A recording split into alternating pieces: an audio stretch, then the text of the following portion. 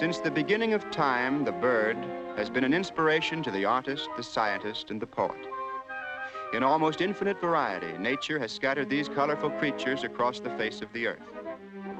Each species has a long and interesting history, but none more fascinating than the story to be found in the habits and customs of the water birds.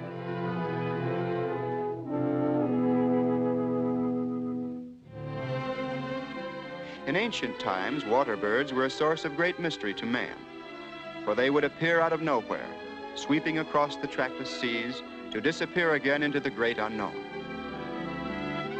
Sometimes primitive man worshipped the water birds as gods.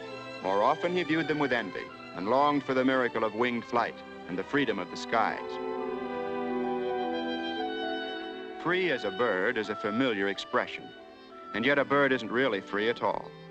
He rarely makes a flight without a definite purpose, and he has but one full-time job, simply to stay alive. Nature, however, lends a helping hand, and in this true life adventure, we will discover how she's adapted the water bird to meet the problems of survival. Like these gannets, who each year migrate from the equator to Bonaventure Island in the Gulf of St. Lawrence. For in these northern latitudes, 18 hours of daylight permit intensive fishing.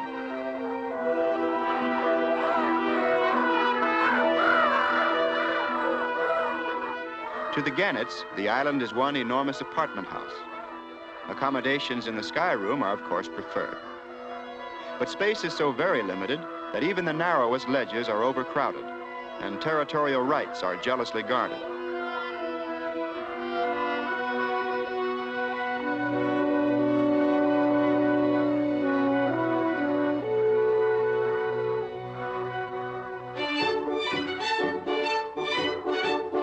Fishing patrols are constantly leaving and returning to the island. To make a landing in these crowded areas, the webbed feet as well as the wings combine for maximum braking efficiency.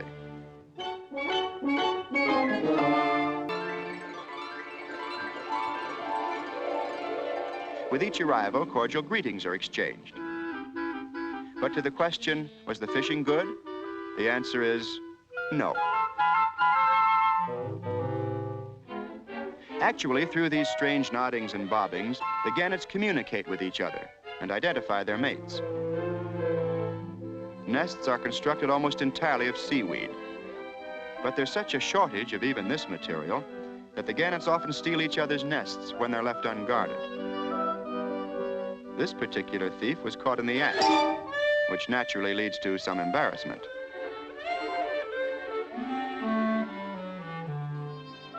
In spite of the many problems, homes are completed and eggs are laid, only one to a nest. And now the struggle for survival begins. Breaking through a tough eggshell is an exhausting job. The youngsters develop rapidly, and in a few weeks, here he is in his first new suit. Keeping young appetites satisfied is a tremendous task. When 3 months old, the young outweigh their parents. This youngster doesn't know it, but he'll soon have his last free meal. Then for 10 days, he'll live on his reserve fat while he's learning to swim, fly, and most important of all, to fish. The Gulf of Mexico is far distant from Bonaventure Island, but here too, the struggle for territorial rights continues. In this colony of terns, two mothers argue bitterly over a mix-up in children. It seems the chicks have wandered into the wrong backyards. A few pecks and a scolding, however, soon sets things straight again.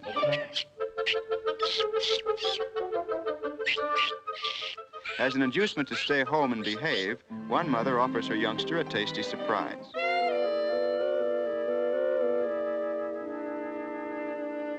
Her neighbor, on the other hand, believes the best way to keep children out of mischief is to see that they're fully occupied.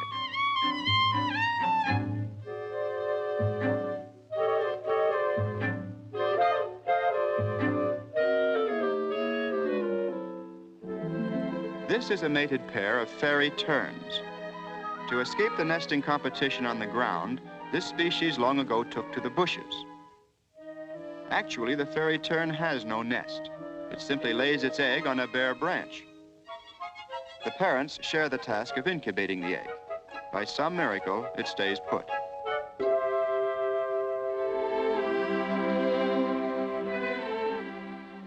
Even more amazing is the tiny chick, who stays glued to his perilous perch until he's old enough to fly.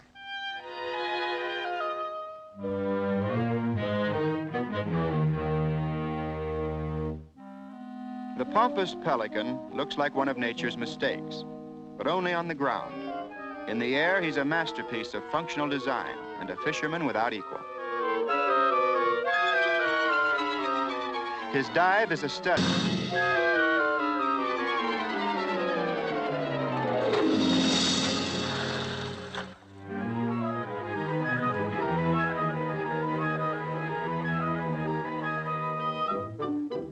At lunchtime, the pelican's pouch serves as a bowl for fish chowder.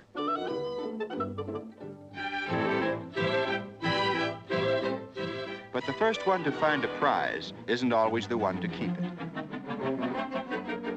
When a battle royal develops, everyone enjoys the fun. All except Gloomy Gus, who looks down his nose at the whole affair.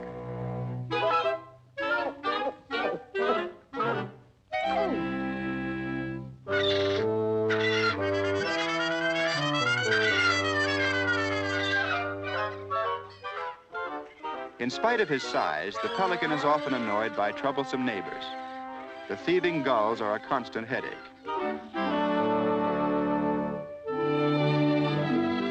White pelicans prefer the shores and islands of inland lakes. Their nests are simply hollows scooped in the sand. The newly hatched are exposed not only to the elements, but also to the jealous wrath of their older brothers. These naked chicks will have no protective coat for several weeks. It's a wonder that any reach maturity. But in nature, the will to survive is strong. And what a pelican lacks in poise and grace, he more than makes up for in determination.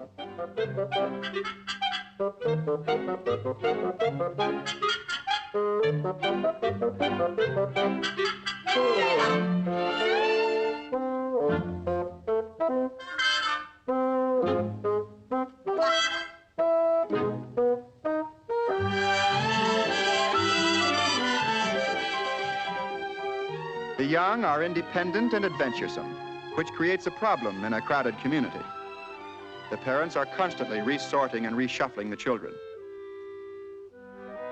Each parent knows its own, and a trespasser is soon put in his place.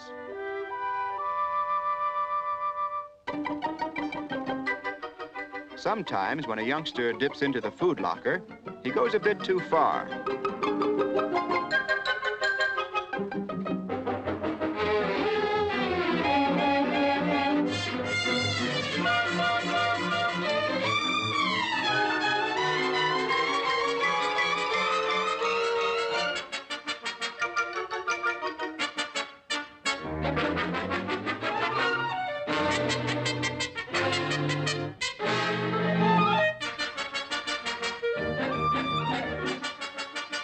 Whatever he found down there certainly packs a wallop.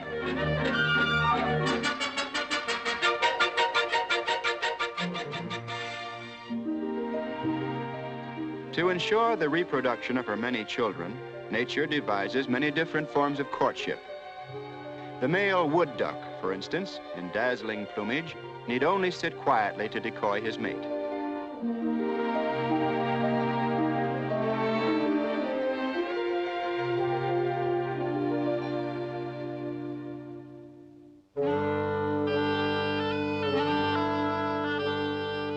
The man-of-war bird also uses fancy dress to help him win a bride. On his throat, he carries a large inflated sack. For some strange reason, this makes him quite irresistible to the opposite sex.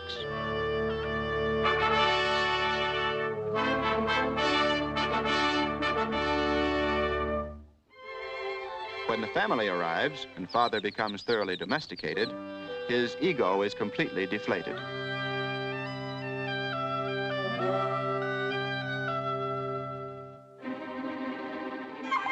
Here, two male coots are fighting for the favor of a female. This is serious business, and it could end in death by drowning.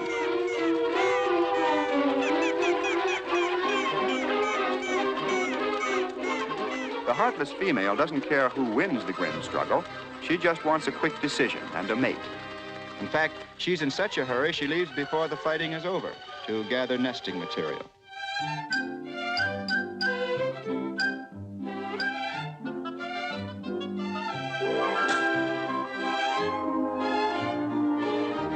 Weary from a hard-won battle, the victor is overwhelmed with rushes and reeds to make a home for his enterprising bride. Time passes, and after all the fuss and furor, this is their reward.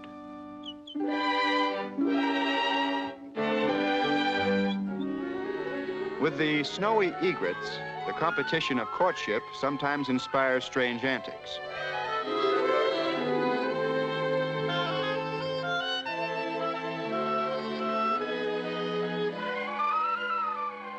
But when it comes to strange courtship, few can compare with that of the Western grebe.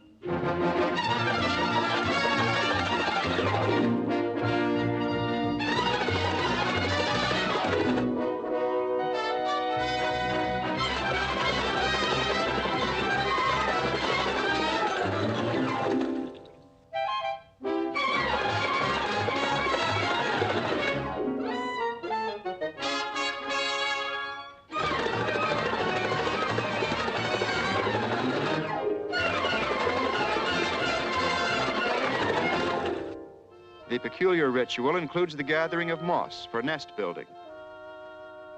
After the ball is over, the business of homemaking begins, but not until a raft of reeds has been built. Now the grebe's floating home can ride the crest of the floods.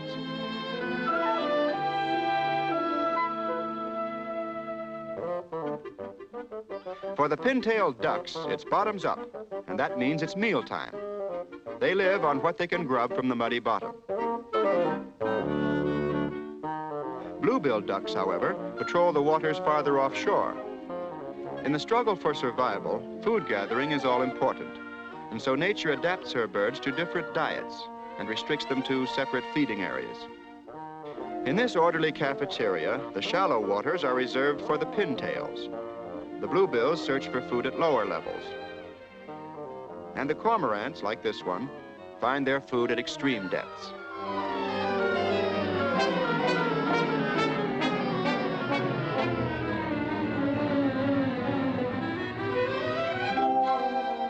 If the bluebills discover something special, the good news travels fast.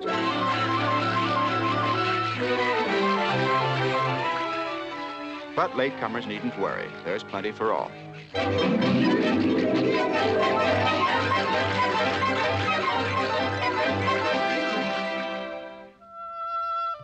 The purple gallinule finds its food among the water lilies, and these oversized feet supply balance and support for walking on the pads.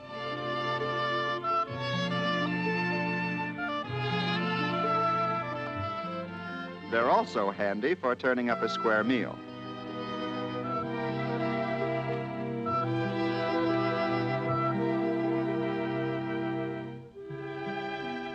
To meet the competitive problem of survival, nature has adapted beaks and bodies in many strange and interesting ways.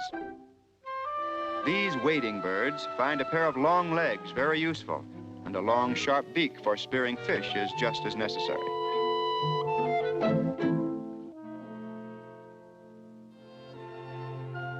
The beak of the black skimmer has been designed for a highly specialized job.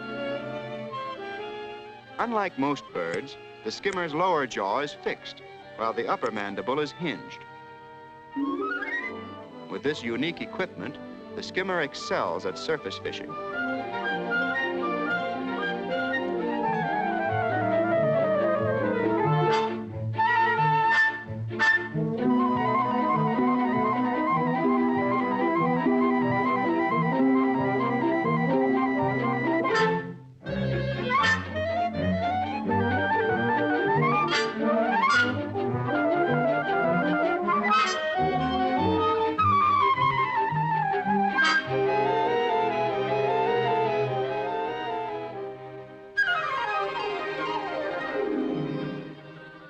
The spoonbill is another example of nature's specialized design. He feeds in waters patrolled by other wading birds, and yet he doesn't live on fish. His food consists of minute forms of sea life, which he must consume in great quantities. The broad, flat bill contains strainers, which separate the food from the water. His bill also comes in handy at nest building time.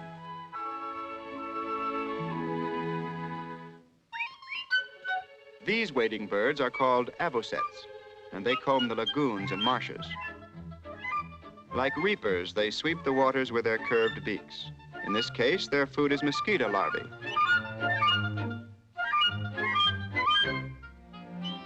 The curlew is a near relative of the avocet, yet her beak curves in the opposite direction for probing into mud and moss. She's a devoted mother and also a clever actress. Her specialty is the broken wing act, which she uses whenever danger is near. Disregarding her own safety, she pretends her wing is broken and lures the enemy far from her nest. Here, a mother killdeer senses that something's amiss. And no wonder. One of her brood has strayed from the nest, and there's a stranger in the skies directly overhead. She takes no chances. Leaving father in charge, she begins a search. The killdeer also uses the broken wing act. Keeping one eye peeled for the truant, she flutters and flaps pathetically. Wayward chick is found and sent scurrying home, while mother continues her covering action. With the prodigal safe under father's wing, everybody's happy.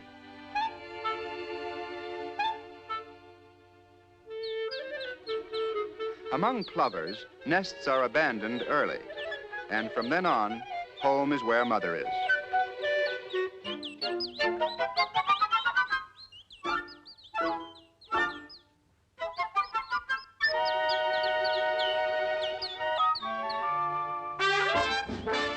Mother sandpiper, it seems, has rhythm.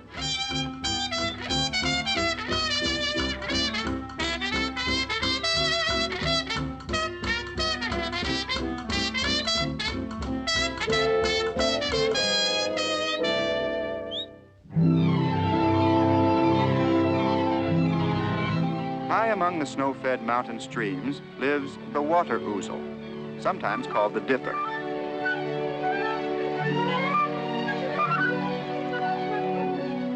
Only about the size of a robin, this is one of nature's strangest water birds.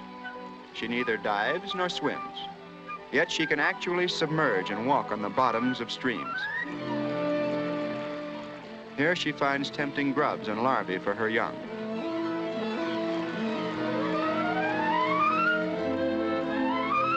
The water ouzel makes its home beside the rushing waters, a place secure for most of its enemies.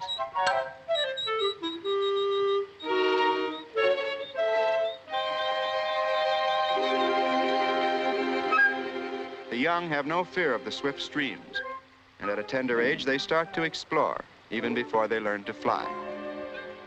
This youngster disregards the warning of his elders. Every dip increases his confidence. Suddenly, the current catches him. Like a leaf, he's swept away over the rushing cataracts. Father tries to help, but there's nothing he can do.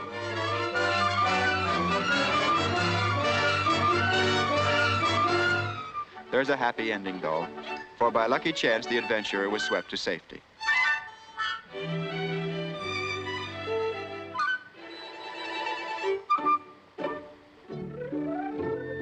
In the tropics, as in the mountains, nature displays her wonders and specialization. Because the flamingo feeds with its head upside down, the lower jaw has developed into a massive pincer. An agile foot stirs up the muddy bottom, while the long neck maneuvers to snap up shrimps and snails.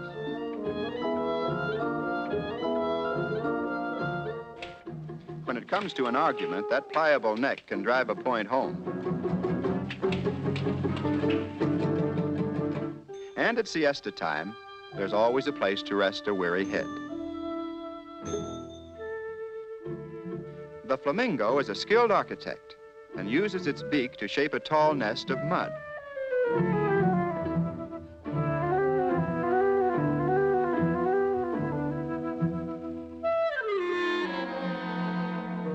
spite of their size, flamingos are quite timid. The slightest outside disturbance will send the whole colony into headlong flight.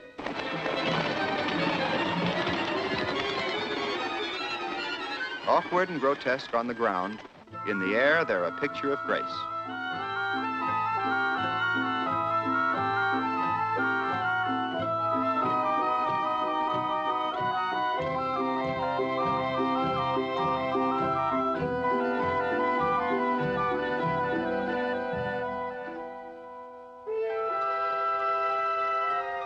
Here's an odd sight. Looks like a cloud of birds against the blue sky. As a matter of fact, they are birds, but they're nesting on a small atoll in the Pacific.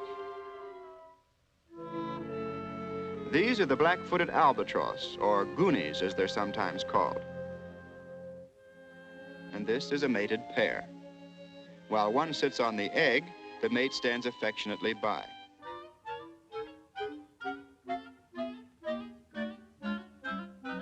In other climates, eggs are carefully protected from the cold. But here in the tropics, they must be shielded from the hot rays of the sun, so the parents provide the necessary shade. To accomplish this, however, the goonie must fit the egg into a feathered pouch beneath its breast.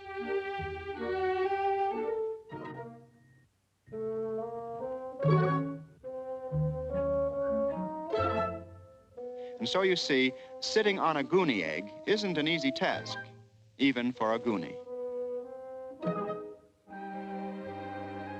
To each of her water birds, nature has given a design for living. These designs are many and intricate, full of color and beauty. And when they all blend together, they become a musical poem, a rhythmic, flowing rhapsody.